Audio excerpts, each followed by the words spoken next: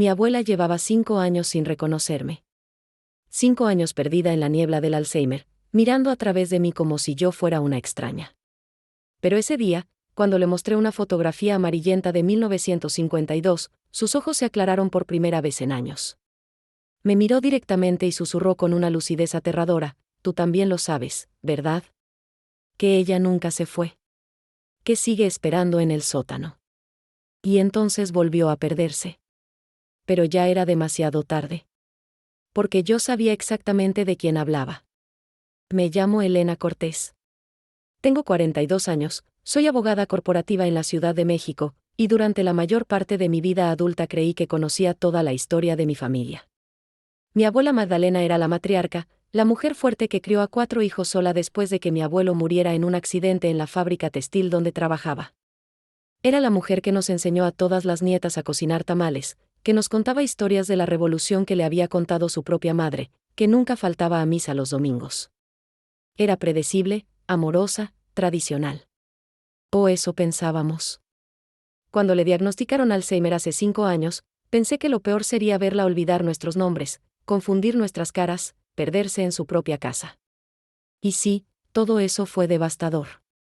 Pero nada me preparó para lo que vino después. Porque resulta que el Alzheimer no solo borra recuerdos, a veces también derrumba las paredes que construimos para mantener ciertos secretos enterrados. Y mi abuela había construido paredes muy altas alrededor de algo que llevaba más de 70 años oculto. Algo que involucra a una niña que nunca apareció en ninguna foto familiar. Una niña de ojos oscuros que, según mi abuela en sus momentos de claridad fragmentada, nunca dejó la casa. Nunca creció. Y nunca perdonó. Lo que estoy a punto de contarles no es una historia de fantasmas, aunque a veces me gustaría que lo fuera. Es algo mucho más perturbador, es la historia de lo que sucede cuando el amor se convierte en obsesión, cuando el dolor se transforma en negación, y cuando una familia completa decide mirar hacia otro lado durante décadas. Y ahora, después de encontrar lo que encontré en el sótano de la casa de mi abuela, sé que algunas verdades nunca deberían salir a la luz. Pero ya no puedo guardar este secreto sola. Si esta historia te está helando la sangre tanto como a mí me heló la vida, por favor suscríbete a este canal. Dale like si quieres que continúe contando lo que descubrí. Comenta abajo si alguna vez has descubierto algo sobre tu familia que cambió todo. Y comparte esto, porque necesito saber que no estoy sola en esto. Ahora sí, respira hondo. Esto va a ser largo. Todo comenzó un martes por la tarde de octubre del año pasado. Había ido a visitar a mi abuela al asilo de ancianos en Coyoacán donde llevaba 3 años internada. Era mi visita semanal de rutina, esas 2 horas donde me sentaba junto a ella mientras miraba por la ventana sin verme realmente, mientras yo le contaba sobre mi semana sabiendo que no retendría nada de lo que decía. El personal médico me había advertido que los momentos de lucidez eran cada vez más raros. La última vez que había dicho mi nombre correctamente había sido hacía 8 meses. Ese día llevaba conmigo una caja de fotografías viejas que había encontrado en el closet de mi madre. Mi mamá había muerto 2 años antes de cáncer de páncreas, y yo todavía estaba ordenando sus cosas poco a poco, cuando tenía el valor emocional para hacerlo. La caja estaba llena de fotos familiares de los años 50 y 60, imágenes en blanco y negro con bordes dentados, algunas con anotaciones en el reverso con la letra apretada de mi abuela. Pensé que tal vez ver las fotos podría despertar algo en ella. Los médicos decían que los recuerdos antiguos a veces permanecían intactos incluso cuando la memoria reciente se desvanecía por completo. Así que saqué las fotografías una por una, mostrándoselas lentamente, narrando lo que veía. Mira, abuela, aquí estás tú en tu boda. Qué hermosa te ves con ese vestido. Y aquí está el tío Roberto cuando era bebé. Y esta debe ser la casa de Puebla donde creciste. Ella miraba las fotos con esa expresión vacía que había aprendido a tolerar. Sin reconocimiento.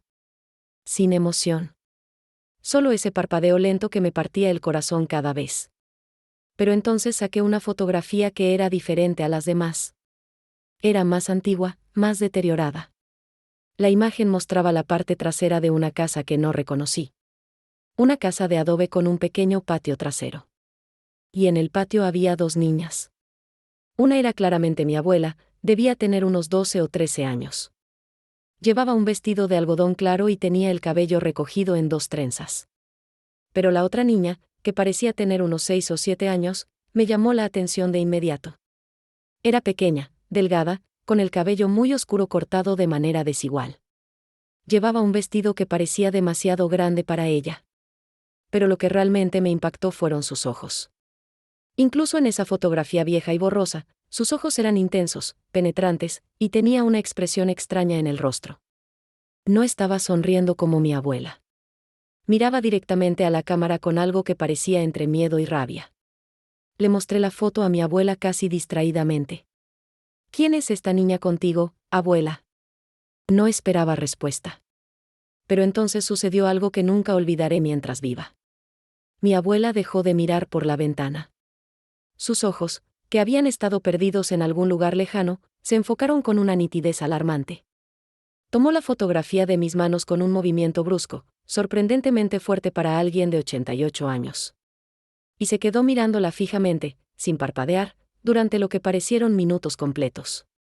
Yo me había quedado paralizada. En 5 años de enfermedad, nunca la había visto reaccionar así ante nada. Abuela, susurré, sin atreverme a romper el momento pero desesperada por entender qué estaba pasando. Ella levantó la vista hacia mí, y por primera vez en años, realmente me vio. Me reconoció. Pude verlo en sus ojos. Elena, dijo mi nombre con perfecta claridad.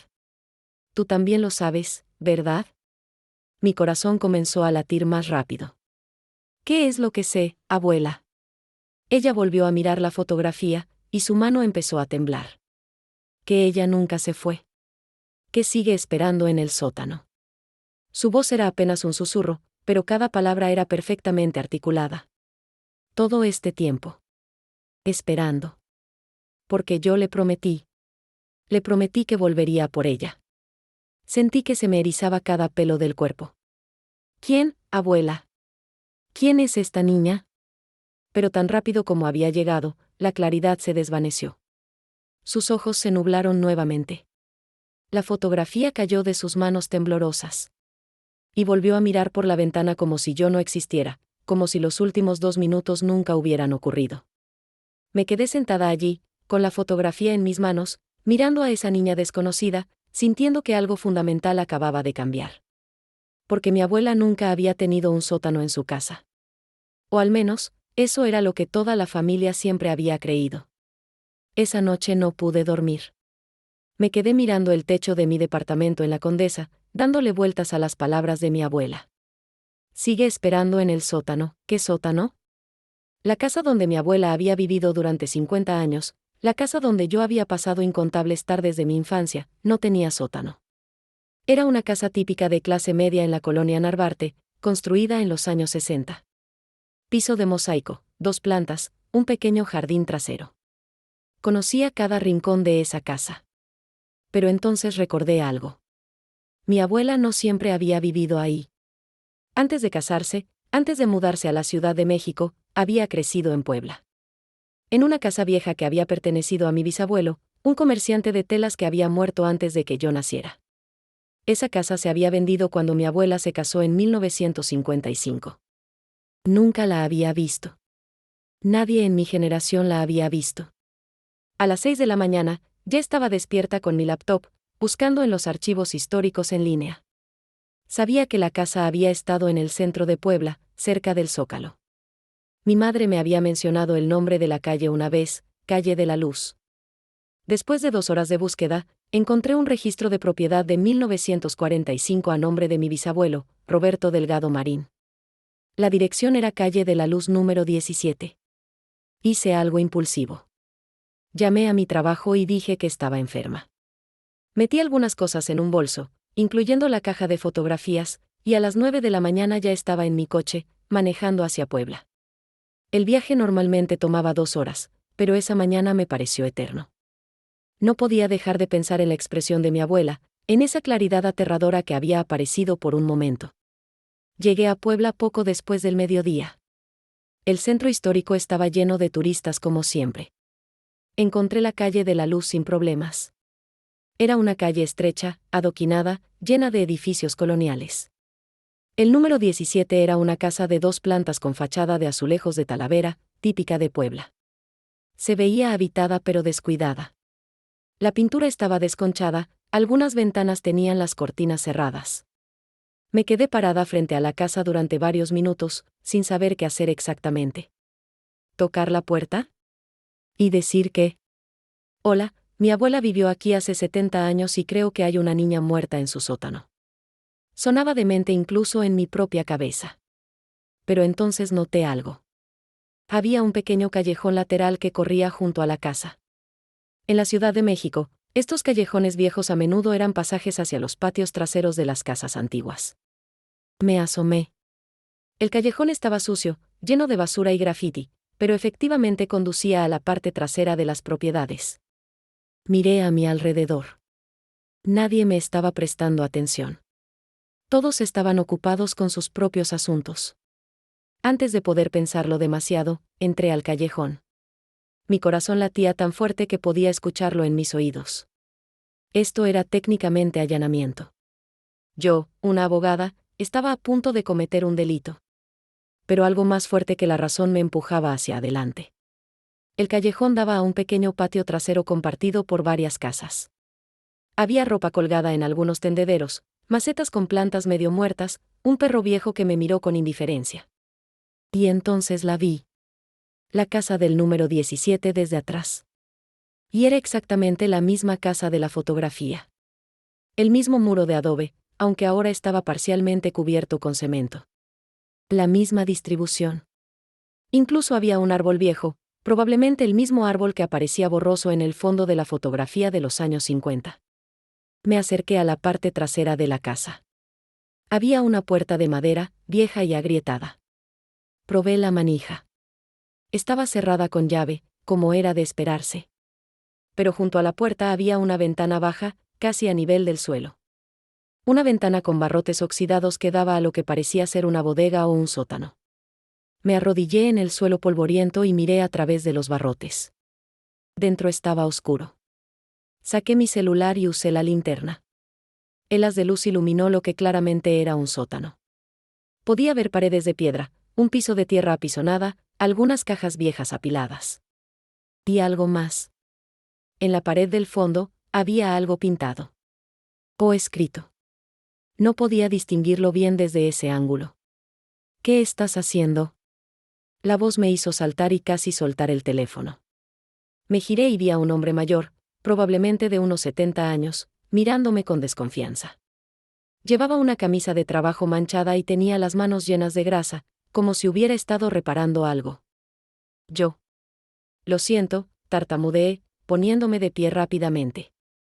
Es que mi abuela vivió en esta casa hace muchos años.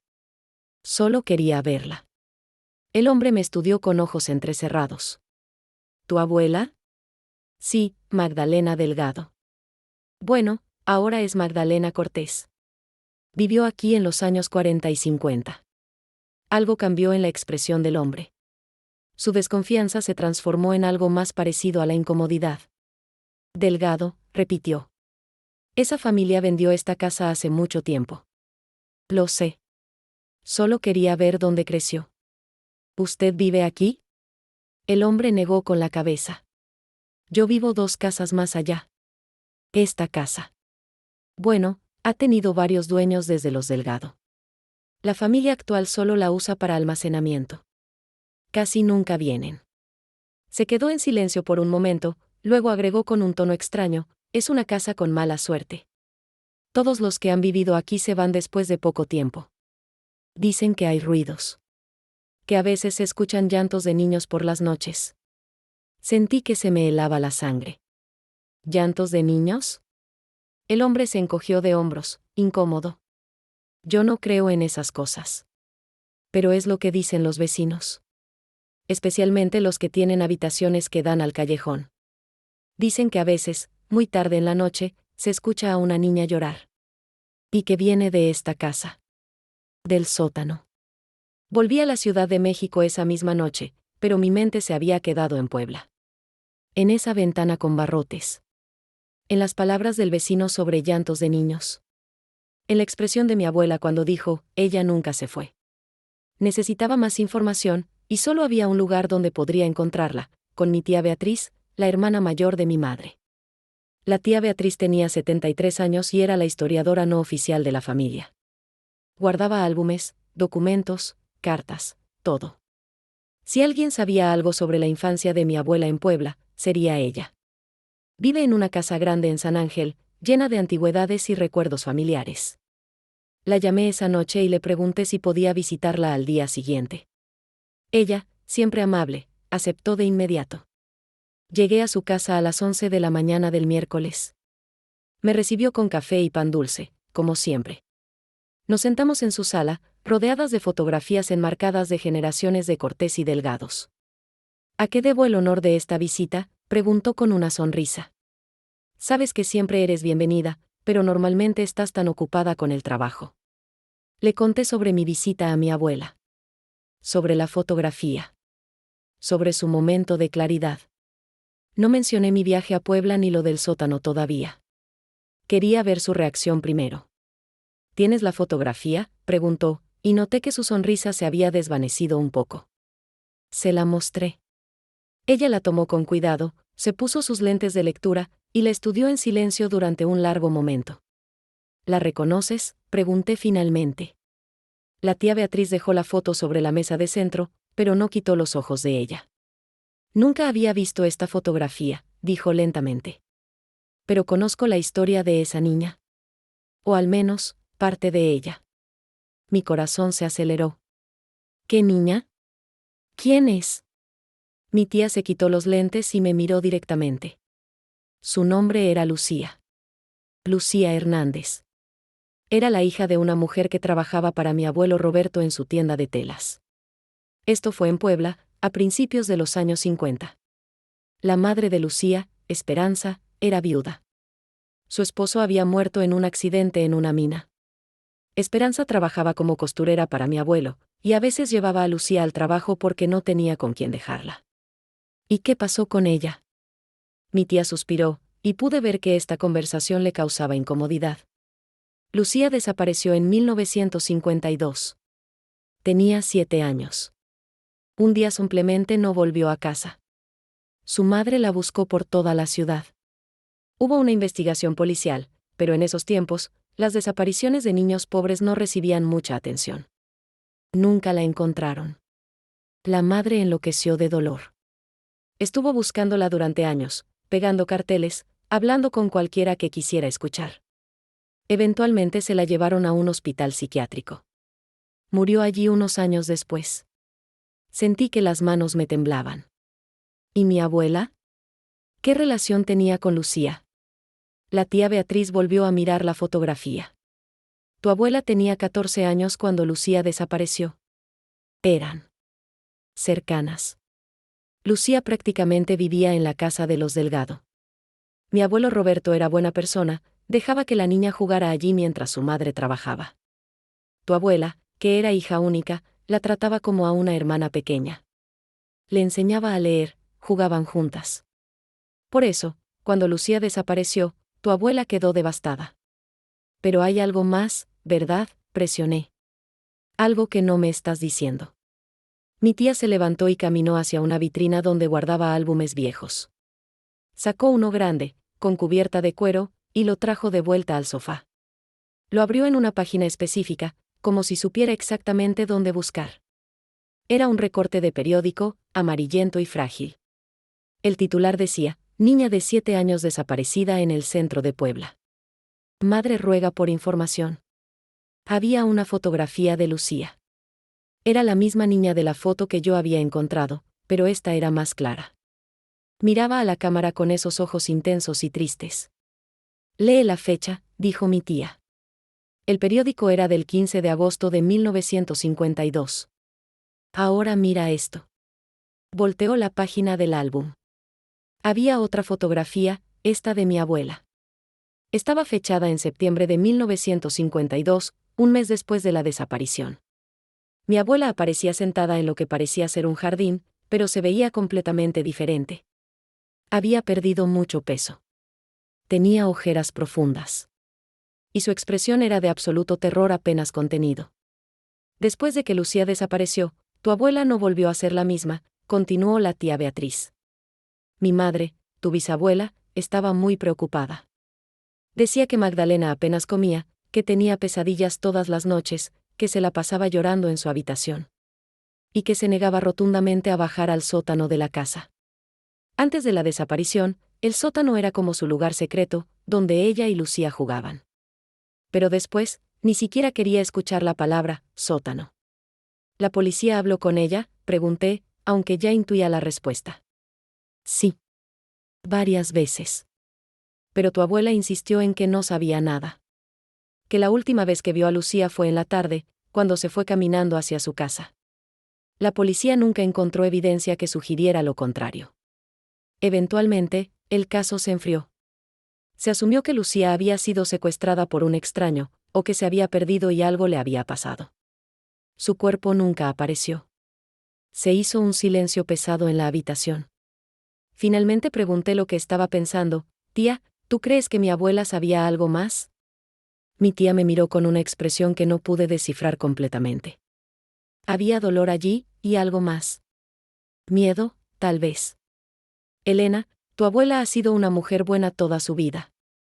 Crió a sus hijos con amor, fue una esposa devota, una abuela maravillosa. No quiero creer que. Se detuvo, negó con la cabeza. Pero sí, siempre hubo algo. Algo que nunca habló. Y toda la familia lo sabía, pero nadie se atrevía a preguntar. Era como un acuerdo silencioso, no hablar de Lucía. No hablar de Puebla. No hablar de lo que pasó en 1952. Después de mi conversación con la tía Beatriz, tomé una decisión. Tenía que volver a la casa de mi abuela, la casa en la Narvarte donde había vivido hasta que la internamos en el asilo. La casa ahora estaba vacía, esperando a ser vendida, pero yo todavía tenía las llaves. Si mi abuela había guardado algún secreto durante todos estos años, tal vez había dejado alguna pista allí. Fui esa misma tarde. La casa olía a cerrado y a recuerdos. Los muebles todavía estaban allí, cubiertos con sábanas blancas como fantasmas. Caminé por las habitaciones, sintiendo el peso de la ausencia de mi abuela en cada rincón. Había pasado tantas tardes aquí de niña, haciendo tareas en la mesa del comedor mientras ella cocinaba, viendo telenovelas con ella en el viejo sofá de la sala. Era doloroso estar allí ahora, sabiendo que ella nunca volvería. Empecé por su habitación. Revisé su closet, sus cajones, debajo del colchón. No estaba segura de qué buscaba exactamente. ¿Una confesión escrita? ¿Más fotografías? ¿Alguna prueba de lo que realmente había pasado con Lucía? Encontré cajas con más fotos, algunas cartas viejas de mi abuelo, documentos de la casa. Pero nada relacionado con Puebla. Nada de los años 50. Entonces recordé algo. Cuando era niña, tal vez tenía unos 10 años, una vez entré a la habitación de mi abuela sin tocar la puerta. Ella estaba arrodillada junto a su cama, con una caja en las manos. Cuando me escuchó entrar, cerró la caja bruscamente y la metió debajo de la cama con un movimiento casi violento. Me regañó por no tocar, algo inusual en ella que normalmente era tan dulce conmigo. Siempre recordé ese momento porque me pareció extraño, fuera de carácter. Me arrodillé junto a su cama. Miré debajo. No había nada excepto algunas bolas de polvo y un zapato olvidado. Pero entonces noté algo. Una de las tablas del piso de madera, justo debajo del borde de la cama, parecía ligeramente levantada. La toqué con los dedos y se movió. Mi corazón comenzó a latir más rápido. Con cuidado, levanté la tabla. Debajo había un espacio hueco, probablemente creado hace décadas. Y dentro de ese espacio había una caja de metal, del tipo que se usa para guardar documentos importantes. La saqué con manos temblorosas. Estaba cerrada con un pequeño candado. Busqué en los cajones de mi abuela hasta que encontré un llavero con llaves antiguas. La tercera llave que probé abrió el candado. Dentro de la caja había varios objetos. Un rosario de cuentas negras. Una fotografía de Lucía, diferente a las que había visto antes, esta mostraba a la niña sonriendo, algo raro considerando su expresión seria en las otras fotos. Y un cuaderno pequeño, con cubierta de cuero desgastado. Abrí el cuaderno con cuidado. Las páginas estaban amarillentas y la tinta estaba descolorida en algunas partes, pero era legible. Era la letra de mi abuela, pero mucho más joven, menos segura. Las primeras entradas databan de 1950. Eran cosas típicas de una adolescente, quejas sobre la escuela, comentarios sobre chicos que le gustaban, descripciones de fiestas y eventos familiares. Pero entonces llegué a las entradas de 1952, y el tono cambiaba completamente. Encontré una entrada fechada el 10 de agosto de 1952, 5 días antes de la desaparición reportada de Lucía. Decía: Lucía está cada vez más difícil. Mamá dice que no puedo pasar tanto tiempo con ella, que la gente va a hablar. Pero no puedo simplemente abandonarla. Ella confía en mí. Ella me necesita. Nadie más entiende lo que es para ella vivir con su madre, una mujer que apenas puede alimentarla, que a veces la deja sola por días cuando consigue trabajo de costura fuera de la ciudad. Lucía dice que cuando sea mayor, va a venir a vivir conmigo. Le prometí que siempre cuidaría de ella. Y voy a cumplir esa promesa, sin importar lo que diga mi madre. Pasé varias páginas. La siguiente entrada relacionada con Lucía era del 14 de agosto, un día antes de la desaparición reportada. Mi abuela escribió: algo terrible ha pasado. No puedo escribirlo. No puedo ni siquiera pensarlo. Pero fue un accidente. Tiene que haber sido un accidente. Ella no quería. Yo no quise. Dios mío, ¿qué he hecho? Papá dice que tenemos que mantenerlo en secreto.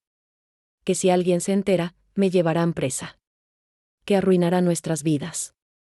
Dice que fue un accidente y que nadie tiene que saberlo nunca. Pero Lucía. Lucía está. La entrada terminaba abruptamente, como si mi abuela no hubiera podido continuar escribiendo. Las siguientes páginas estaban en blanco durante varios meses. Luego, había una entrada de diciembre de 1952, no puedo dormir. Todas las noches escucho su voz. Llamándome. Llorando. Sé que no es real. Sé que es mi culpa, mi conciencia. Pero suena tan real. A veces bajo al sótano en medio de la noche, solo para verificar que todavía está. Que todo sigue como lo dejamos. Papá se enojó cuando me descubrió ahí la última vez. Me dijo que nunca más bajara. Que lo olvidara.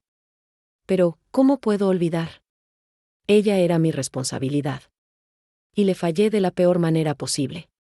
Tuve que dejar el diario por un momento. Me sentía mareada, con náuseas. Esto no podía ser real. Mi abuela, la mujer que me había criado con tanta ternura, no podía haber estado involucrada en la muerte de una niña.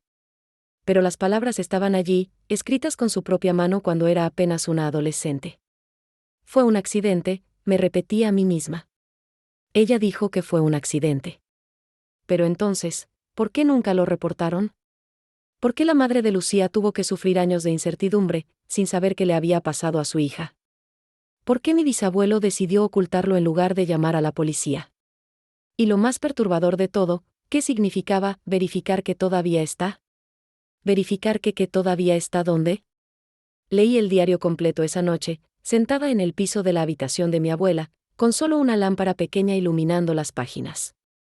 Había más entradas, dispersas a lo largo de los años. Algunas eran perturbadoras, otras simplemente tristes.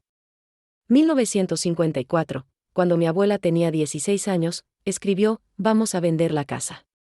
Papá dice que es hora de un nuevo comienzo en la Ciudad de México. Mamá está de acuerdo. Nadie habla del verdadero motivo, pero todos lo sabemos. Los vecinos siguen preguntando. La madre de Lucía sigue apareciendo, suplicando por información. No puedo más con esto. Pero tampoco puedo irme sabiendo que ella se queda allí. En la oscuridad. Sola. Le dije a papá que no podemos dejarla, pero él dice que es precisamente por eso que tenemos que irnos. Que si nos quedamos, eventualmente alguien descubrirá la verdad. En 1955, después de que se casó con mi abuelo, escribió: me casé hoy. Debería ser el día más feliz de mi vida, pero todo lo que puedo pensar es en ella. En su carita cuando me miraba con esos ojos grandes y confiados. Creyendo que yo siempre la protegería. Y en cambio la condené a una eternidad en ese lugar frío y oscuro. Roberto, mi esposo, es un buen hombre. No sabe nada de mi pasado. Nunca puede saber. He decidido que este será mi castigo, llevar este secreto hasta mi tumba. Nunca hablaré de ello. Nunca volveré a Puebla. y dedicaré mi vida a ser la mejor persona posible, para tal vez, de alguna manera, compensar lo que hice. Y luego, la última entrada relacionada con Lucía, de 1967, 15 años después de su muerte, tuve una pesadilla anoche. Lucía estaba parada al pie de mi cama.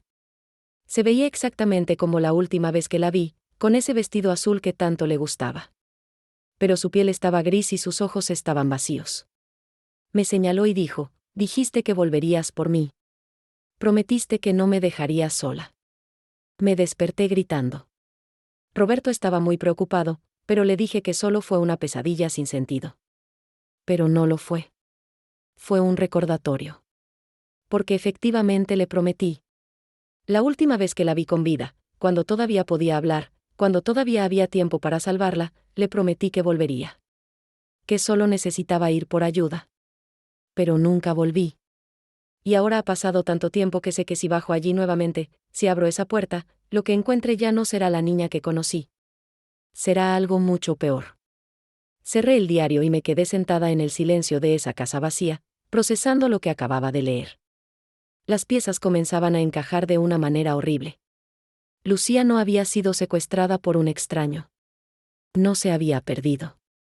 Había habido algún tipo de accidente en el sótano de la casa de mi abuela. Un accidente que mi bisabuelo Roberto decidió ocultar para proteger a su hija.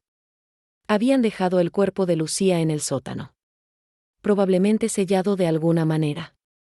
Y luego habían vendido la casa y se habían mudado a la Ciudad de México, llevándose el secreto con ellos.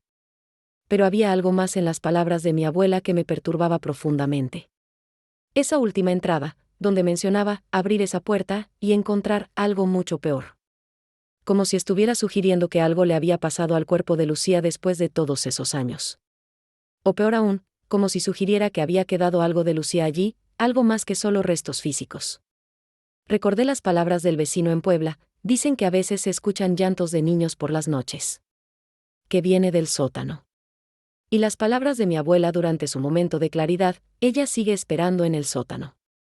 Mi mente racional, mi lado de abogada, quería descartar todo esto como superstición y culpa. Los muertos no lloran. Los fantasmas no existen. Pero algo más profundo en mí, algo instintivo, sabía que tenía que volver a esa casa en Puebla. Tenía que ver ese sótano. Tenía que saber qué había allí realmente. No solo por Lucía, sino también por mi abuela, quien había vivido toda su vida atormentada por este secreto. Y tal vez, solo tal vez, por la madre de Lucía, Esperanza, quien había muerto sin saber qué le había pasado a su hija. 3 días después estaba de vuelta en Puebla. Esta vez no llegué sin preparación. Había hecho mi investigación.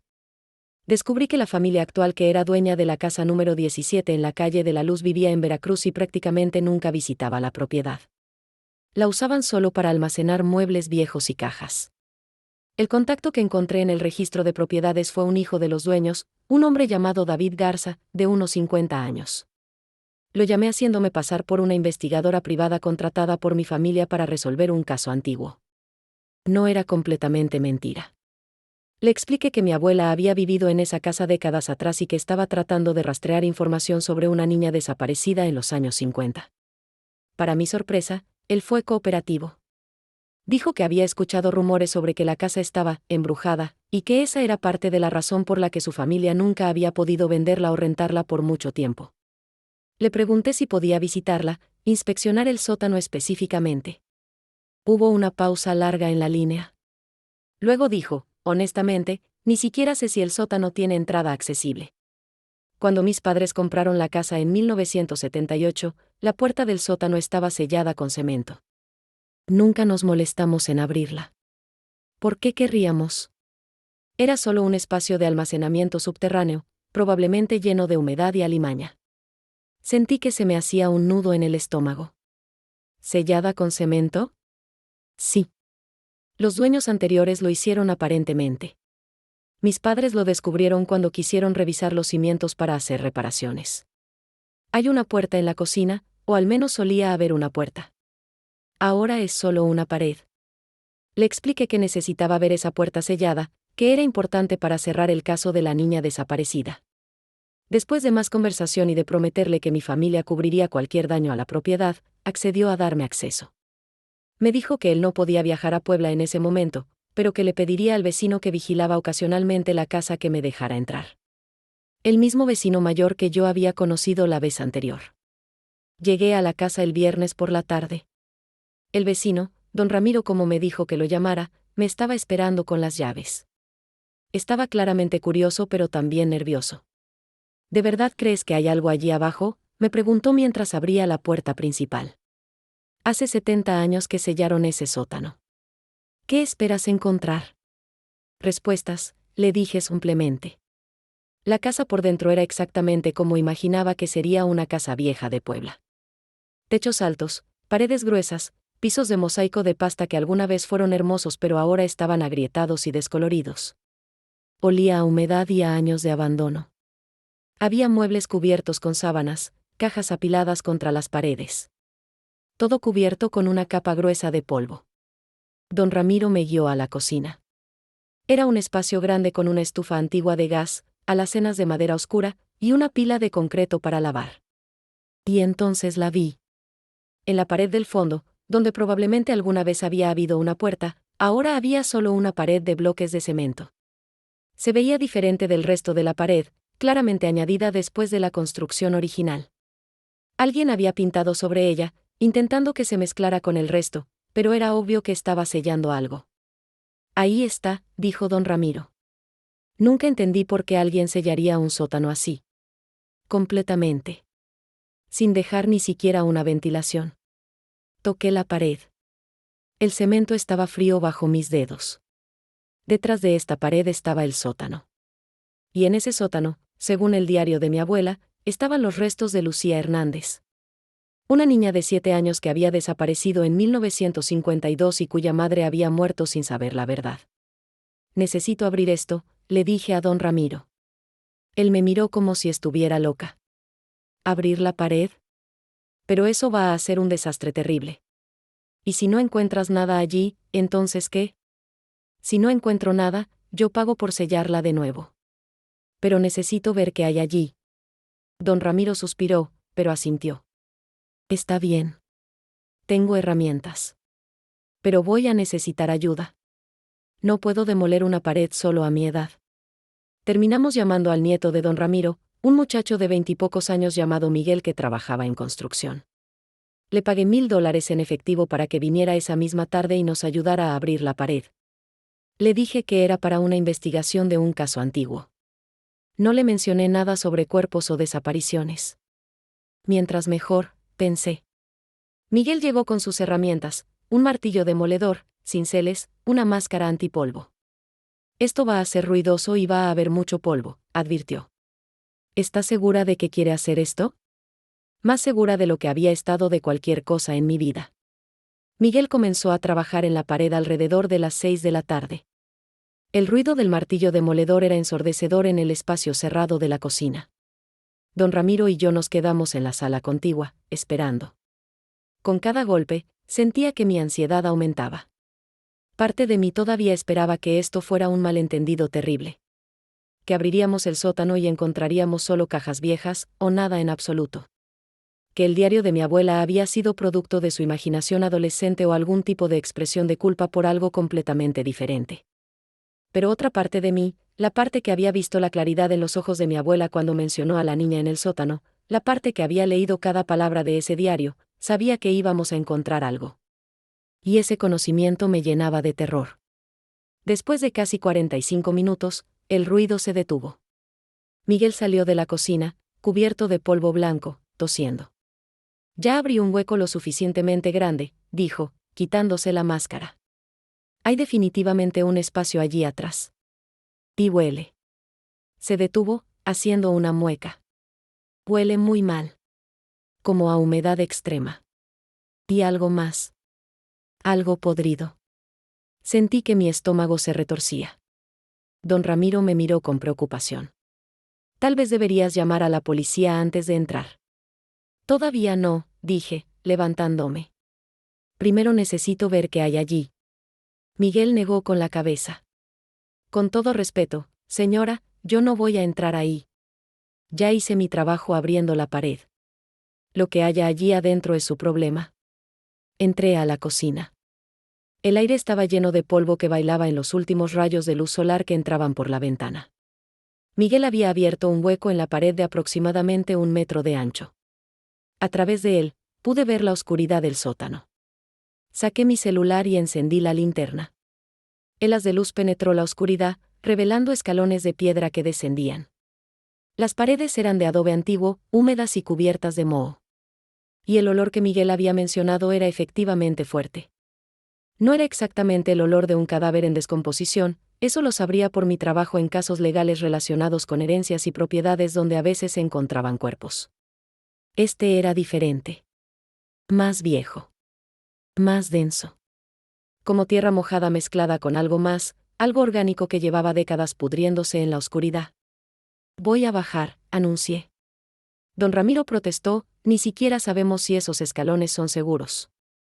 Tienen más de 100 años. Pero ya había tomado mi decisión. Me asomé por el hueco y puse un pie cuidadosamente en el primer escalón. Se sentía sólido bajo mi peso. Bajé otro escalón, luego otro. Don Ramiro me pasó una linterna más grande que Miguel había traído. Con ella iluminé el camino frente a mí. Había 13 escalones en total. Los conté mientras bajaba, una forma de mantener mi mente enfocada y no pensar en lo que podría encontrar abajo. El aire se volvía más frío y más húmedo con cada paso. Al llegar al final de los escalones, me encontré parada en un piso de tierra apisonada. El sótano era más grande de lo que había esperado. Tal vez 5 metros de largo por 4 de ancho. Las paredes eran de piedra y adobe. El techo era bajo, apenas 2 metros de altura, hecho de vigas de madera viejas cubiertas de telarañas. Moví la linterna lentamente, iluminando cada rincón. Había algunas cajas de madera podridas en una esquina. Lo que parecía ser una mesa vieja colapsada en otra. Y entonces, en la pared del fondo, vi algo que me hizo contener la respiración. Había algo escrito en la pared. No, no escrito. Tallado. Alguien había usado algo afilado para tallar palabras directamente en el adobe. Me acerqué, mi corazón latiendo tan fuerte que podía escucharlo en mis oídos. Las palabras decían: Magdalena, vuelve, por favor, no me dejes aquí, tengo miedo. Las letras eran irregulares, hechas por manos pequeñas. Manos de niño. Y debajo de esa frase, había docenas de marcas verticales, como si alguien hubiera estado contando. Contando días. O tal vez horas. Sentí que las lágrimas comenzaban a rodar por mis mejillas. Esto era real. Lucía había estado aquí. Y no había muerto instantáneamente como yo había esperado. Había estado viva lo suficiente para tallar estas palabras. Para esperar. Para llamar a mi abuela. ¿Qué ves? La voz de don Ramiro llegó desde arriba, haciendo eco en el espacio. Hay escrituras en la pared, logré decir con voz temblorosa. Forcé a mi mente a enfocarse. Estaba aquí para encontrar respuestas, y eso significaba buscar más. Moví la linterna por el resto del espacio. Y entonces la vi. En la esquina más alejada, parcialmente oculta detrás de una de las cajas podridas, había una forma pequeña cubierta con lo que parecía ser una manta vieja. Me acerqué lentamente. Cada paso sentía como caminar a través de cemento. Mi mente gritaba que me detuviera, que saliera de allí, que llamara a la policía. Pero mis pies seguían moviéndose. Llegué a la esquina. Con manos temblorosas, retiré la manta. Debajo había restos. Los restos de una niña. Los huesos eran pequeños, algunos todavía en posición anatómica aproximada, otros dispersos. Todavía había fragmentos de ropa, un vestido que alguna vez fue azul pero que ahora era de un color indefinible por el moho y el tiempo. Y junto a los restos, había un pequeño zapato de cuero, del tamaño que usaría una niña de 7 años. No sé cuánto tiempo me quedé allí, de pie en ese sótano oscuro, mirando los restos de Lucía Hernández. Eventualmente escuché a don Ramiro bajar los escalones, llamándome con preocupación. Cuando llegó y vio lo que yo estaba viendo, escuché su inhalación aguda. Dios santo, susurró. Hay un cuerpo aquí. Había, lo corregí suavemente. Hace mucho tiempo. Don Ramiro se acercó, mirando con horror y fascinación. ¿Es ella? ¿La niña que desapareció? Asentí. Lucía Hernández. Desapareció en agosto de 1952. Tenía 7 años. ¿Pero cómo terminó aquí? ¿Qué le pasó? Esa era la pregunta, ¿no? El diario de mi abuela mencionaba un accidente, pero nunca especificaba qué tipo de accidente. ¿Se había caído por los escalones? ¿Se había golpeado la cabeza? ¿O había sido algo más? Miré alrededor del sótano nuevamente con la linterna, esta vez buscando pistas. Entonces noté algo que no había visto antes. En la pared opuesta a los escalones, había una puerta de madera vieja. Me acerqué a ella y la empujé. No se movió. La examiné más de cerca y me di cuenta de que no estaba solo cerrada. Estaba bloqueada desde el otro lado. Podía ver luz filtrándose por los bordes. Esta era la ventana con barrotes que había visto desde afuera durante mi primera visita. La que daba al patio trasero. Y entonces entendí. Esta puerta era la salida. La salida que Lucía no pudo usar porque estaba bloqueada desde afuera. Ella había bajado aquí, probablemente jugando con mi abuela como solían hacer. Y algo había pasado. Tal vez mi abuela había subido para buscar algo y accidentalmente había cerrado la puerta de arriba. Tal vez había habido un malentendido. Pero por alguna razón, Lucía había quedado atrapada aquí.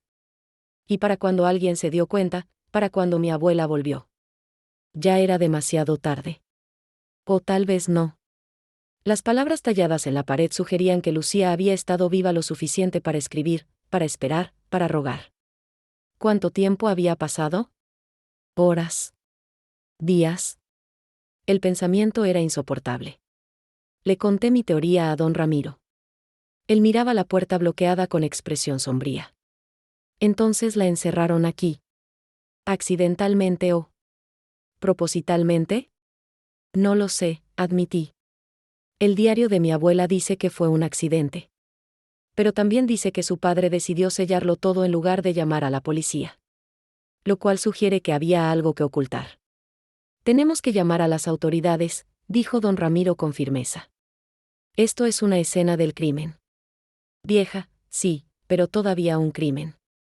Tenía razón, por supuesto. Pero la idea de exponer a mi abuela, incluso ahora cuando su mente estaba perdida en el Alzheimer, me llenaba de un dolor profundo. Ella había vivido 70 años con este secreto. Había criado una familia, había sido una buena persona. ¿De qué serviría destruir su reputación ahora? Pero entonces pensé en Esperanza Hernández, la madre de Lucía. Pensé en cómo había muerto en un hospital psiquiátrico, enloquecida por no saber qué le había pasado a su hija. Pensé en cómo había buscado durante años, pegando carteles, suplicando por información. Y pensé en Lucía misma, una niña de 7 años que había muerto sola y asustada en este sótano oscuro, esperando que alguien viniera por ella. Esperando que su amiga Magdalena cumpliera su promesa de volver. Llama a la policía, le dije finalmente a don Ramiro. Yo me quedaré aquí. Él subió los escalones, sacando su celular.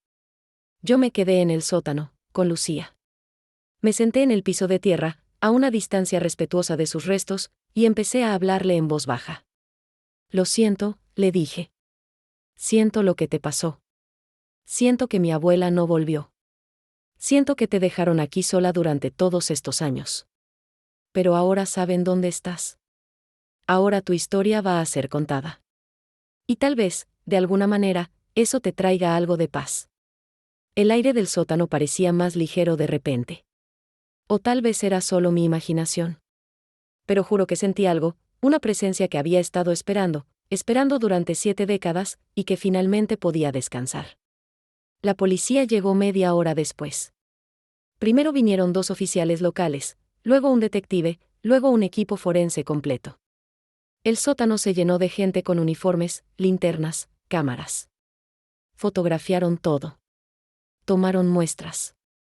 Documentaron cada detalle. Yo tuve que subir y dar mi declaración. Les conté todo. Sobre el momento de claridad de mi abuela en el asilo. Sobre encontrar la fotografía. Sobre mi investigación. Sobre el diario que había encontrado escondido bajo el piso de su habitación. Les entregué el diario, sabiendo que era evidencia crucial. El detective a cargo, un hombre de unos 50 años llamado Inspector Vargas, lo leyó con expresión cada vez más grave. Esto es extraordinario, dijo finalmente. Un caso de 70 años de antigüedad. Y la sospechosa principal con Alzheimer avanzado. Me miró con una mezcla de compasión y curiosidad profesional. ¿Usted cree que su abuela mató intencionalmente a esta niña? No, respondí inmediatamente. No lo creo. Creo que fue un accidente terrible. Creo que mi abuela encerró a Lucía aquí por error, o tal vez como parte de un juego que salió terriblemente mal. Y cuando se dio cuenta, cuando volvió y encontró lo que encontró, entró en pánico. Y mi bisabuelo, tratando de proteger a su hija de 14 años, decidió ocultar el cuerpo en lugar de enfrentar las consecuencias. El inspector Vargas asintió lentamente. Es una teoría plausible. El análisis forense nos dirá más. Por ejemplo, si hay evidencia de trauma en los huesos que sugiera violencia, o si la causa de muerte fue probablemente deshidratación o asfixia. La idea de que Lucía hubiera muerto lentamente de deshidratación o falta de aire en este sótano oscuro me hacía sentir físicamente enferma. ¿Qué va a pasar con mi abuela?, pregunté. El inspector suspiró. Honestamente, no lo sé. Técnicamente, hay evidencia de que ella estuvo involucrada en la muerte o al menos en el ocultamiento del cuerpo de una menor. Pero dado su estado mental actual, y el hecho de que era menor de edad ella misma cuando esto ocurrió, será decisión de la Fiscalía. Pero le seré honesto, señora Cortés. Es poco probable que procesen a una mujer de 88 años con Alzheimer por algo que pasó cuando tenía 14. Especialmente si fue realmente un accidente. Sentí un pequeño alivio, pero también culpa por sentir alivio. ¿No merecía Lucía justicia? ¿Y qué hay de los restos de Lucía?, pregunté. ¿Qué pasará con ellos? Serán trasladados a las oficinas forenses para análisis completo. Después, trataremos de localizar familiares vivos. ¿Sabes si la madre tuvo otros hijos? No, admití. Solo sé que murió en un hospital psiquiátrico en los años 50. No sé si tiene otros familiares. El inspector Vargas tomó notas. Investigaremos. Si no hay familia viva, el Estado se hará cargo de darle un entierro apropiado. Después de todo este tiempo, la niña merece descansar en paz. Pasé las siguientes 4 horas dando declaraciones detalladas. Tuve que explicar cómo había encontrado el diario, porque había decidido investigar por mi cuenta en lugar de ir directamente a la policía, cómo había conseguido acceso a la casa. En algún momento trajeron a David Garza, el dueño actual de la casa, quien había viajado desde Veracruz al enterarse de lo que habíamos encontrado. Estaba comprensiblemente alterado, pero también aliviado de finalmente tener una explicación para por qué su casa siempre había tenido esa reputación siniestra. Era pasada la medianoche cuando finalmente me dejaron ir. Don Ramiro, que se había quedado todo este tiempo, me ofreció quedarme en su casa esa noche. Estaba demasiado agotada para conducir de vuelta a la Ciudad de México. Acepté agradecida. Su esposa me preparó té de manzanilla y me dio una habitación de huéspedes. Pero no pude dormir. Cada vez que cerraba los ojos, veía esos pequeños huesos en la esquina del sótano. Veía las palabras talladas en la pared. Magdalena, vuelve por favor. Volví a la Ciudad de México al día siguiente por la tarde. Lo primero que hice fue ir al asilo donde estaba mi abuela. Necesitaba verla. Necesitaba. No sé exactamente qué necesitaba. ¿Respuestas? ¿Cierre? ¿Entender a la mujer que había criado con tanto amor mientras llevaba este secreto terrible?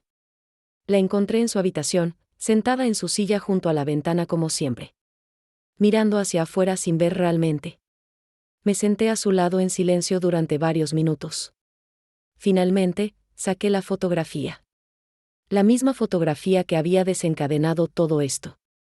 La de mi abuela y Lucía en el patio trasero de la casa de Puebla. Abuela, dije suavemente, encontré a Lucía. Estaba donde dijiste. En el sótano. Todo este tiempo. No esperaba reacción. Hacía meses que no tenía un momento de claridad. Pero entonces sucedió algo increíble. Ella giró su cabeza hacia mí. Y por segunda vez, sus ojos se aclararon. Realmente me vio. ¿La encontraste? Su voz era apenas un susurro. Sí, abuela. La encontramos. Las lágrimas comenzaron a rodar por sus mejillas arrugadas. ¿Todavía estaba allí?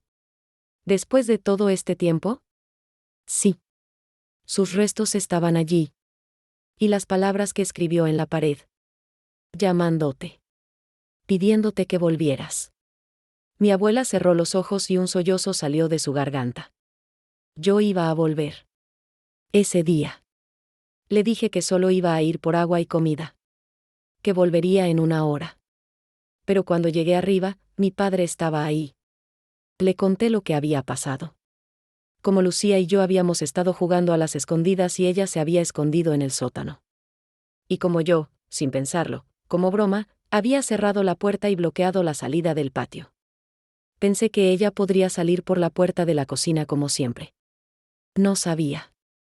No sabía que mi madre había puesto un nuevo cerrojo en esa puerta esa misma mañana.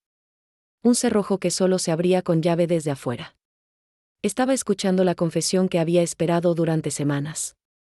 Cuando me di cuenta de que Lucía estaba atrapada, fui a buscar la llave. Pero no la encontraba. Y empecé a entrar en pánico. Podía escucharla golpear la puerta desde abajo, gritando. Finalmente encontré a mi padre y le conté. Bajamos juntos. Pero para entonces Lucía ya no estaba golpeando. Ya no estaba gritando. ¿Qué pasó entonces?, pregunté, aunque parte de mí no quería saber. Mi padre abrió la puerta. Bajamos. Lucía estaba acurrucada en una esquina. Pensé que estaba dormida. Pero cuando mi padre la tocó, mi abuela se ahogó con sus propias lágrimas. Ella no despertó. Y mi padre dijo que no había pulso. Que había entrado en pánico tanto en la oscuridad, que había sufrido. Él usó una palabra médica que no recuerdo. Algo sobre su corazón. Dijo que niños pequeños a veces mueren de puro terror. Conocía el término. Muerte por shock cardiogénico inducido por pánico extremo. Era raro pero posible, especialmente en niños. Yo quería llamar a la policía, continuó mi abuela. Quería decirle a la madre de Lucía lo que había pasado. Pero mi padre me detuvo. Me dijo que si reportábamos esto, me acusarían de asesinato. Que no importaba que fuera un accidente. Que yo había encerrado intencionalmente a una niña en un sótano. Que me llevarían a prisión. Que mi vida estaría acabada. Entonces él decidió esconder el cuerpo. Sí. Puso su cuerpo en esa esquina. Brió con una manta. Y me hizo prometerle que nunca, nunca le contaría a nadie. Ni siquiera a mi madre. Cerró ambas puertas del sótano. Bloqueó la del patio con una pila de piedras pesadas. Y eventualmente, años después, selló la de la cocina con cemento. Me dijo que con el tiempo, todos olvidarían. Que la gente asumiría que Lucía se había fugado o que alguien la había secuestrado. ¿Pero tú no olvidaste? Nunca. Ni un solo día de mi vida. La veía en mis sueños. Escuchaba su voz llamándome. Me prometí a mí misma que sería la mejor persona posible. Que dedicaría mi vida a ser buena, a ayudar a otros, a criar a mis hijos con amor. Como si eso pudiera compensar de alguna manera lo que le hice a Lucía. La noticia del descubrimiento de los restos de Lucía Hernández en el sótano de una casa en Puebla se volvió viral en cuestión de días. Los medios de comunicación lo cubrieron extensamente. Caso de desaparición de 1952 finalmente resuelto después de 70 años. Niña encontrada muerta en sótano sellado décadas después de su desaparición. Familia guardó secreto de muerte accidental durante generaciones. Algunos medios fueron comprensivos, retratando a mi abuela como una adolescente aterrorizada que había cometido un error terrible y había sido obligada por su padre a ocultarlo. Otros fueron más crueles, llamándola asesina, culpándola por la muerte de Lucía y por el sufrimiento de su madre. Las redes sociales eran un campo de batalla de opiniones. Algunos defendían a mi abuela. Otros exigían justicia, sin importar su edad o condición mental. Mi familia estaba destrozada. Mis tíos y tías, los hijos de mi abuela, estaban en shock. Ninguno de ellos había sabido nada sobre Lucía. Mi abuela les había ocultado este secreto durante toda su vida. Algunos estaban furiosos conmigo por haber expuesto esto. ¿Por qué no pudiste dejarlo en paz?, me gritó mi tío Roberto durante una reunión familiar tensa. Mamá tiene Alzheimer. No puede defenderse. Y ahora su nombre y su reputación están siendo destrozados públicamente. Porque una niña murió, respondí con la mayor calma que pude reunir. Y su madre murió sin saber qué le había pasado. Lucía merecía ser encontrada. Merecía un entierro apropiado. Merecía que su historia fuera contada. Mi tía Beatriz, quien me había dado las primeras pistas sobre Lucía, fue más comprensiva. Elena hizo lo correcto, dijo en mi defensa. Sí, es doloroso. Sí, cambia como vemos a mi hermana. Pero la verdad siempre es mejor que vivir en una mentira. La fiscalía finalmente decidió no presentar cargos contra mi abuela. Como había predicho el inspector Vargas, su edad avanzada y su Alzheimer, combinados con el hecho de que había sido menor de edad en el momento del incidente y que no había evidencia de intención maliciosa, hicieron que el caso fuera imposible de procesar. Además, mi bisabuelo Roberto, quien técnicamente había sido el responsable de ocultar el cuerpo, había muerto en 1979. No había nadie vivo a quien realmente pudieran responsabilizar legalmente. Pero el Tribunal de la Opinión Pública era diferente. Recibí cientos de mensajes en mis redes sociales. Algunos de apoyo, pero muchos de odio. Me llamaron traidora de la familia. Me dijeron que había destruido a una anciana indefensa por unos minutos de fama. Algunos incluso me amenazaron. Tuve que cerrar temporalmente mis perfiles y contratar seguridad privada después de que alguien apareció en mi departamento gritando obscenidades. Lo más difícil fue la comunidad de Puebla. Resulta que todavía había gente viva que recordaba a Esperanza Hernández, la madre de Lucía. Una mujer mayor llamada Doña Carmen contactó a los medios diciendo que ella había sido amiga de Esperanza. Ella nunca dejó de buscar a su hija, dijo Doña Carmen en una entrevista televisiva que me rompió el corazón ver. Hasta el día que la internaron, llevaba consigo una foto de Lucía. Preguntándole a cada persona que encontraba si la habían visto. Y todo ese tiempo, esa familia Delgado sabía. Sabían dónde estaba. Y dejaron que Esperanza enloqueciera de dolor. Tenía razón. Y no había nada que yo pudiera decir para defender eso. No había excusa. Mi bisabuelo había tomado la decisión de proteger a su hija en lugar de hacer lo correcto. Y esa decisión había causado un sufrimiento incalculable. El análisis forense confirmó lo que mi abuela había dicho. Lucía había muerto de un paro cardíaco inducido por pánico extremo. No había señales de trauma físico, ninguna evidencia de violencia. Su muerte había sido causada por terror puro. Imaginar sus últimos momentos, atrapada en ese sótano oscuro, gritando por ayuda que nunca llegó, era algo con lo que tendría que vivir por el resto de mi vida. 6 semanas después del descubrimiento, finalmente pudimos darle a Lucía Hernández el funeral que merecía. La fiscalía había completado su investigación. Los análisis forenses estaban terminados. Y aunque no se habían encontrado familiares vivos, la comunidad de Puebla se organizó para darle un entierro digno. Yo pagué por todo. El ataúd, la ceremonia, la lápida. Era lo menos que podía hacer. Lo menos que mi familia podía hacer después de 70 años de silencio. El funeral se llevó a cabo en una iglesia pequeña en el centro de Puebla, no lejos de donde Lucía había vivido y muerto. No sabía qué esperar en términos de asistencia. Tal vez solo algunos curiosos mórbidos atraídos por la historia que había salido en las noticias. Pero cuando llegué ese sábado por la mañana, la iglesia estaba llena. Había al menos 200 personas. Algunos eran reporteros, sí. Pero la mayoría eran residentes de Puebla. Gente mayor que recordaba el caso original de 1952. Gente que había conocido a Esperanza Hernández. Y gente joven que simplemente sentía que necesitaban estar allí, dar su respeto a una niña que había muerto sola y olvidada. Doña Carmen, la mujer que había sido amiga de Esperanza, estaba en la primera fila. Se acercó a mí antes de que comenzara la ceremonia. La miró con temor, esperando más acusaciones, más ira justificada. Pero en cambio, ella tomó mis manos entre las suyas. Gracias, dijo simplemente. Por encontrarla. Por no dejar que se quedara allí para siempre. Me derrumbé. Justo allí, en medio de la iglesia, me derrumbé. Había estado conteniendo tanto. La culpa. La vergüenza. El peso de haber expuesto el secreto más oscuro de mi familia. Y las palabras de perdón de esta mujer, que había sido testigo del sufrimiento de Esperanza, rompieron la presa. Ella me abrazó mientras yo lloraba.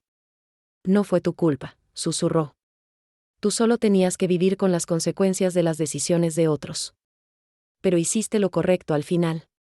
Le diste paz a Lucía. Y eso es lo que importa. La ceremonia fue simple pero hermosa. El padre local habló sobre el valor de cada vida, sobre cómo Lucía había sido amada por su madre, sobre cómo nunca había sido olvidada incluso cuando su cuerpo estuvo escondido. Habló sobre perdón y redención, mirándome directamente cuando dijo que los pecados de una generación no tienen que definir a la siguiente. Varias personas hablaron. Doña Carmen compartió memorias de Esperanza, de cómo había sido una madre amorosa que trabajaba incansablemente para darle a su hija una vida mejor. Un historiador local habló sobre el contexto de la época, sobre cómo en los años 50 la desaparición de niños pobres a menudo era ignorada por las autoridades, sobre cómo Esperanza había luchado contra un sistema que no le daba valor a su dolor. Y entonces, sorprendiéndome completamente, mi tía Beatriz se levantó para hablar. Mi nombre es Beatriz Cortés, comenzó con voz temblorosa. Soy sobrina de Magdalena Delgado, la mujer cuyas acciones llevaron a la muerte de Lucía Hernández. Hubo murmullos en la iglesia. Algunos desaprobatorios, otros simplemente curiosos. No estoy aquí para defender lo que pasó. No puedo. Fue una tragedia terrible que nunca debió ocurrir. Y la decisión de ocultar el cuerpo de Lucía, de permitir que su madre sufriera sin respuestas, fue imperdonable. Pero estoy aquí para decir que mi tía Magdalena vivió el resto de su vida atormentada por lo que hizo. Dedicó cada día a tratar de ser una mejor persona. Y en sus últimos momentos de claridad antes de que el Alzheimer la llevara completamente, lo único que quería era que Lucía fuera encontrada. Mi tía hizo una pausa, limpiándose las lágrimas. Eso no hace que esté bien. Eso no borra el dolor. Pero es importante que sepan que Lucía nunca fue olvidada. Fue llevada en el corazón de mi tía cada día durante 70 años. Y ahora, finalmente, Lucía puede descansar. Y tal vez, de alguna manera, mi tía también. Después de la ceremonia, llevamos el pequeño ataúd blanco al cementerio. La lápida que había encargado era simple pero hermosa. Decía, Lucía Hernández. 1945 a 1952, amada hija. Nunca olvidada. Finalmente en paz. Mientras bajaban el ataúd a la tierra, pensé en Esperanza. Pensé en cómo había muerto sin este cierre. Pero tal vez, si hay algo después de esta vida, madre e hija finalmente estaban reunidas. Esa idea me trajo un pequeño consuelo. Los meses siguientes fueron difíciles. Mi relación con algunos miembros de mi familia nunca se recuperó completamente. Mi tío Roberto dejó de hablarme por completo. Otros familiares me trataban con una cortesía fría, educados pero distantes. Los eventos familiares se volvieron incómodos y tensos. Yo me había convertido en la persona que había expuesto el secreto más oscuro de la familia, y no todos podían perdonarme por eso. Mi trabajo también se vio afectado. Aunque técnicamente no había hecho nada ilegal, algunos clientes se sentían incómodos trabajando con una abogada cuya familia estaba en el centro de un escándalo tan público. Perdí 2 cuentas importantes. Pero también gané otras nuevas, personas que respetaban que había hecho lo correcto incluso cuando era difícil. El inspector Vargas me contactó un par de meses después del funeral. Había estado revisando archivos antiguos y había encontrado algo interesante. En 1952, poco después de la desaparición de Lucía, un testigo anónimo había llamado a la policía diciendo que había visto a una niña que se parecía a Lucía cerca de la casa de los Delgado el día que desapareció. Pero la llamada nunca se había seguido adecuadamente. El testigo dijo que vio a 2 niñas jugando en el patio trasero, me explicó el inspector. Una mayor y una menor. Y que luego solo vio a la mayor salir. Pero cuando la policía fue a investigar, los Delgado dijeron que Magdalena había estado en casa toda la tarde haciendo tareas. Y como eran una familia respetable, los policías les creyeron sin cuestionar más. Entonces hubo sospechas desde el principio, dije lentamente. Hubo. Pero en esa época, las familias de clase media tenían cierta protección social. Los policías no querían creer que una niña de buena familia pudiera estar involucrada en algo así. Así que dejaron pasar las inconsistencias. Era otra capa de injusticia en toda esta historia. No solo la muerte accidental de Lucía y el encubrimiento, sino también el clasismo que había permitido que ese encubrimiento funcionara. Si Lucía hubiera sido de una familia acomodada y mi abuela de una familia pobre, la investigación habría sido muy diferente. También recibí una carta. Llegó a mi oficina 3 meses después del funeral, sin remitente. Dentro había una nota escrita a mano en español antiguo, el tipo de caligrafía que enseñaban en escuelas décadas atrás. La nota decía: estimada señorita Cortés, mi nombre no importa. Soy una mujer mayor ahora, pero en 1952 era una niña de 10 años que vivía en la calle de la Luz, 2 casas abajo de la familia Delgado. Quiero que sepa que yo era la testigo que llamó a la policía ese día. Vi a Lucía entrar a la casa de los Delgado. Vi a Magdalena cerrar la puerta del patio detrás de ella. Y horas más tarde, vi a Magdalena y su padre bajar al sótano con linternas. Me pareció extraño, pero era una niña y no entendía completamente. Cuando Lucía desapareció, le conté a mi madre lo que había visto. Ella llamó a la policía anónimamente porque teníamos miedo de represalias. Los Delgado eran influyentes en nuestra comunidad. Pero la policía nunca hizo nada. Durante todos estos años he vivido sabiendo que vi algo importante ese día. Sabiendo que Lucía probablemente estaba en esa casa todo el tiempo. Pero no tuve el valor de hablar directamente. He llevado esa culpa durante 70 años. Cuando vi las noticias sobre que usted encontró a Lucía, lloré. De alivio, de dolor, de vergüenza. Gracias por tener el valor que yo nunca tuve. Gracias por darle voz a Lucía. Y gracias por no dejar que se quedara en la oscuridad para siempre. Que Dios la bendiga. Una testigo cobarde que debió hablar antes. Lloré cuando leí esa carta. Porque entendí. Entendí el miedo que había silenciado a esta mujer durante décadas. El mismo miedo que había silenciado a mi abuela. El mismo miedo que probablemente había silenciado a otros que sabían o sospechaban algo pero nunca hablaron.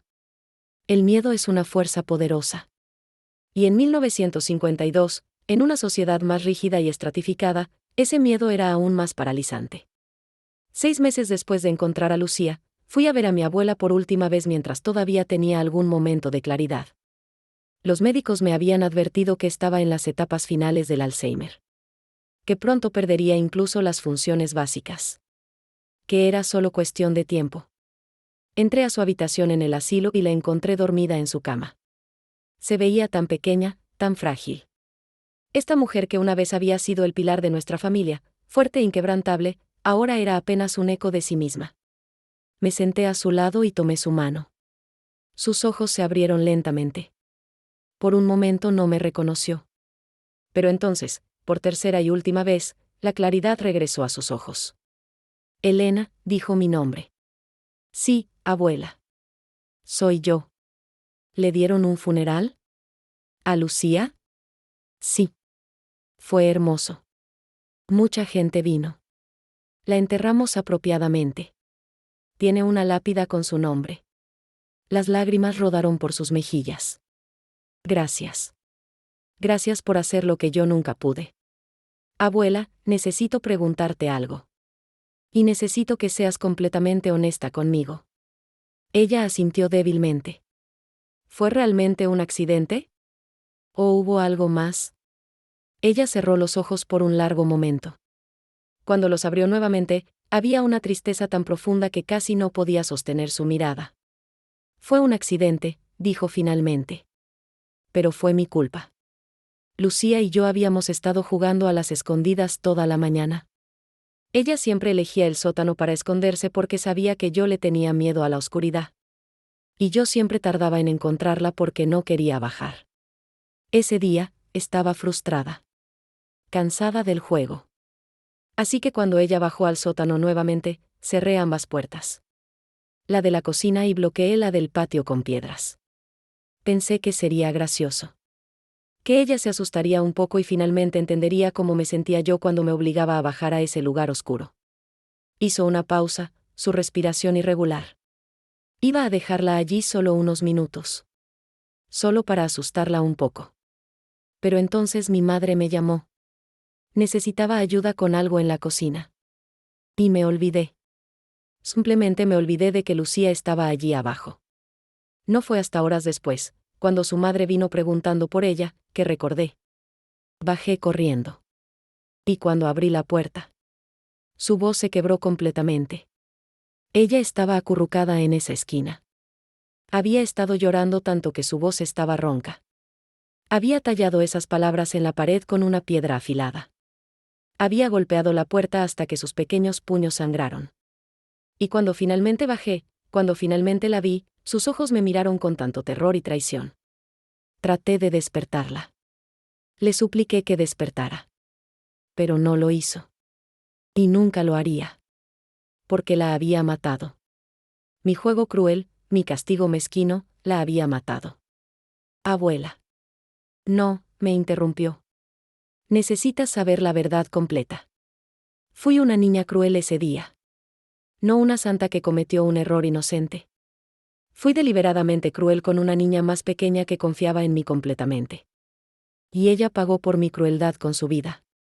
He vivido cada día desde entonces tratando de compensarlo. Pero nunca pude. Nunca podré. Algunas cosas no tienen redención. Nos quedamos en silencio durante un largo tiempo. Finalmente, le dije, abuela, tenías 14 años. Cometiste un error terrible. Un error con consecuencias horribles. Pero pasaste el resto de tu vida siendo una buena persona. Criaste una familia con amor. Ayudaste a tanta gente. Eso tiene que contar para algo. Ella negó con la cabeza débilmente. No borra a Lucía. Nada puede. No, admití. Nada puede. Pero ella finalmente está en paz ahora. Y tal vez, cuando llegue tu momento, ustedes dos puedan. No sé. Tal vez puedan tener la conversación que nunca pudieron tener. Mi abuela cerró los ojos. Espero que pueda perdonarme. Pero no espero merecerlo. Esas fueron las últimas palabras coherentes que mi abuela me dijo. La claridad se desvaneció nuevamente, y ella se perdió de vuelta en la niebla del Alzheimer. Murió 3 semanas después, pacíficamente en su sueño. No hubo funeral grande. Dadas las circunstancias, la familia optó por una ceremonia pequeña y privada. Pero yo me aseguré de que su obituario incluyera la verdad. Que había estado involucrada en la muerte de Lucía Hernández en 1952. Que había vivido con ese secreto durante 70 años. Y que al final, había querido que la verdad saliera a la luz. Ha pasado un año desde que encontré a Lucía. Un año desde que toda esta historia comenzó con una fotografía y un momento de claridad de mi abuela. Mi vida ha cambiado de maneras que nunca podría haber imaginado. Algunos cambios fueron dolorosos. Perdí relaciones familiares que probablemente nunca se repararán. Enfrento el escrutinio público cada vez que alguien hace la conexión entre mi nombre y la historia de Lucía. He tenido que aprender a vivir con el peso de saber las cosas terribles de las que las personas buenas son capaces. Pero también hubo cambios positivos. Me he reconectado con partes de mí misma que había perdido en la rutina de mi vida corporativa. He empezado a hacer trabajo pro bono, ayudando a familias que buscan a personas desaparecidas. He usado mis habilidades legales y mi experiencia para ayudar a otros a encontrar cierre, de la manera que yo pude encontrar cierre con Lucía. El cementerio donde está enterrada Lucía se ha convertido en un lugar de peregrinación extraño. Regularmente encuentro flores frescas en su tumba, dejadas por extraños que se sintieron conmovidos por su historia. A veces hay notas. Mensajes de personas que también cargan secretos, que también viven con culpa, que encuentran algo en la historia de Lucía que resuena con su propio dolor. Yo misma la visito una vez al mes. Me siento junto a su tumba y le hablo. Le cuento sobre mi vida, sobre el mundo que nunca llegó a ver. Le digo que lo siento, aunque sé que el perdón no es mío para buscar. Era mi abuela quien necesitaba perdón, y ella ya no está aquí para recibirlo o negarlo. La casa en la calle de la Luz fue finalmente vendida. David Garza, el dueño, decidió que era momento de dejarla ir. La nueva familia que la compró sabe la historia completa. De hecho, la compraron específicamente por esa historia. Son historiadores, interesados en preservar lugares de significado histórico. Planean convertir la casa en un pequeño museo sobre casos no resueltos de Puebla, con un enfoque especial en la historia de Lucía. Me pidieron que participara en el proyecto. Que donara el diario de mi abuela y las fotografías para una exhibición. Al principio dudé. Se sentía como exponer aún más a mi familia. pero luego me di cuenta de que esa era exactamente la razón para hacerlo. Los secretos familiares, especialmente los oscuros, prosperan en el silencio. Prosperan cuando decidimos que proteger la reputación de los muertos es más importante que honrar a las víctimas de sus acciones. Así que dije que sí. El diario de mi abuela, las fotografías, incluso las cartas que había encontrado, todo sería parte de la exhibición. No para demonizarla, sino para mostrar la complejidad humana. Para mostrar cómo una niña de 14 años tomó decisiones que la atormentaron por el resto de su vida. Para mostrar cómo el miedo puede silenciarnos incluso cuando hablar sería lo correcto. Doña Carmen me visitó hace un mes. Trajo consigo algo que había guardado durante décadas, una foto de Esperanza Hernández sosteniendo a Lucía cuando era bebé. Pensé que deberías tenerla, me dijo. Para la exhibición. Para que la gente vea lo que se perdió. No solo una niña. Una madre y una hija. Una relación. Un futuro. La fotografía me rompió el corazón. Esperanza se veía tan feliz, tan llena de esperanza, apropiadamente, dado su nombre. Lucía era un bebé regordete con esos mismos ojos oscuros e intensos, pero llenos de vida e inocencia. Ver esa foto, saber cómo terminaría su historia, era casi insoportable. ¿Crees que hice lo correcto? Le pregunté a doña Carmen. Al exponer todo esto. Al destruir la reputación de mi abuela. Al hacer público algo que había estado enterrado durante tanto tiempo. Ella tomó mis manos, de la misma manera que lo había hecho en el funeral de Lucía. Hiciste la única cosa correcta, dijo con firmeza. Los muertos no necesitan protección. Los vivos sí. Lucía necesitaba ser encontrada. Esperanza necesitaba que su dolor fuera validado, incluso después de su muerte. Y otras familias, otras personas que cargan secretos similares, necesitan ver que la verdad puede salir a la luz. Que el perdón es posible. Que la redención puede venir de la honestidad. La exhibición del museo se inauguró hace 2 meses. La llamaron Voces del Silencio, la historia de Lucía Hernández y los secretos que las familias guardan. Yo estuve allí en la inauguración, nerviosa y ansiosa sobre cómo sería recibida. La respuesta fue abrumadoramente positiva. No porque la gente celebrara lo que había pasado, sino porque apreciaban la honestidad. Apreciaban que estuviéramos contando la historia completa, sin endulzarla, sin excusar lo inexcusable, pero también sin demonizar a mi abuela más allá de reconocimiento.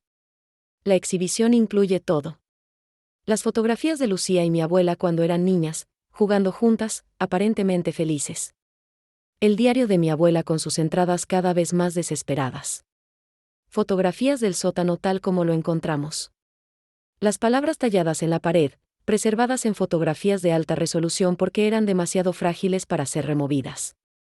Y la foto de Esperanza sosteniendo a Lucía bebé, un recordatorio de lo que se perdió. Pero también hay contexto. Paneles que explican el Puebla de los años 50. La estructura de clase que permitió que familias como los Delgado ocultaran secretos mientras familias como los Hernández eran ignoradas por las autoridades. El estigma que rodeaba cualquier escándalo familiar. El miedo que silenciaba a los testigos. Todo esto ayuda a los visitantes a entender no solo qué pasó, sino por qué pasó y por qué permaneció oculto durante tanto tiempo. La pieza central de la exhibición es una instalación de audio. Cuando entras a una habitación oscura, similar al sótano, puedes escuchar una grabación. No es la voz real de Lucía, obviamente. Pero es una niña de la misma edad, leyendo las palabras que Lucía talló en la pared. Magdalena, vuelve, por favor, no me dejes aquí, tengo miedo. Escucharla en la oscuridad, escuchar ese miedo crudo y desesperado, es una de las experiencias más inquietantes que puedes imaginar. Y es intencional. Los curadores querían que los visitantes sintieran algo de lo que Lucía sintió. Que conectaran emocionalmente con su terror. He dado varias entrevistas sobre todo esto. Sobre el proceso de descubrimiento. Sobre mi decisión de hacer público todo. Sobre mi abuela y su vida con este secreto. Una pregunta que me hacen frecuentemente es, ¿perdonas a tu abuela? Es una pregunta complicada. Porque el perdón no es realmente mío para dar, ¿verdad? Yo no fui la víctima. Lucía fue. Esperanza fue. Pero en cuanto a mi relación personal con mi abuela, he llegado a una especie de paz con ello. Entiendo que ella era una niña que hizo algo cruel sin entender completamente las consecuencias. Entiendo que su padre la puso en una posición imposible después. Y entiendo que vivió con una culpa aplastante durante toda su vida, tratando de ser mejor, de compensar de alguna manera lo que había hecho. Eso no borra lo que pasó.